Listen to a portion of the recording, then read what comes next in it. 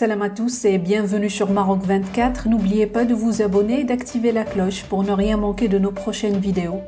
Aujourd'hui, le lundi 10 juillet 2023, on a une histoire intrigante à vous raconter. La saga du Zlige nous emmène en Algérie où une obsession maladive pour le patrimoine culturel marocain est évidente.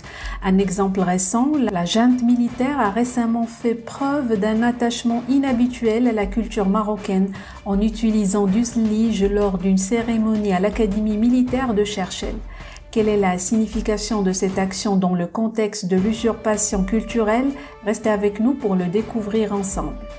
Envie d'un voyage au Maroc? Réservez votre ferry dès maintenant sur billetbateaumaroc.fr, facile, rapide et fiable.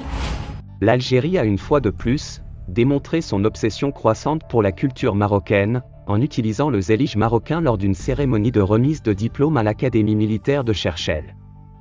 Cet incident révèle une fois de plus l'attirance malsaine de l'Algérie pour les symboles culturels et historiques du Maroc.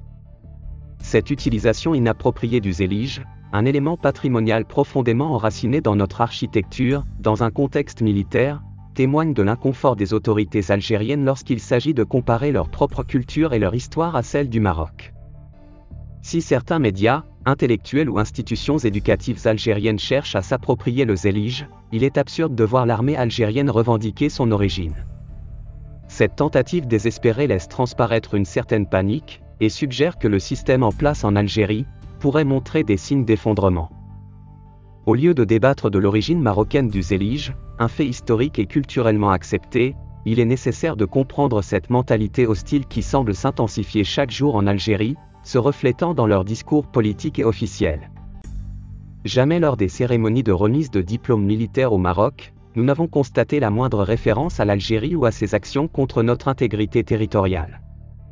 Nous sommes gouvernés par un régime politique mature qui comprend les conséquences de l'envoi de messages impulsifs sans réflexion. Face à un système qui semble être à court d'idées pour son propre peuple, ses voisins ou même ses adversaires, notre réponse doit être mesurée.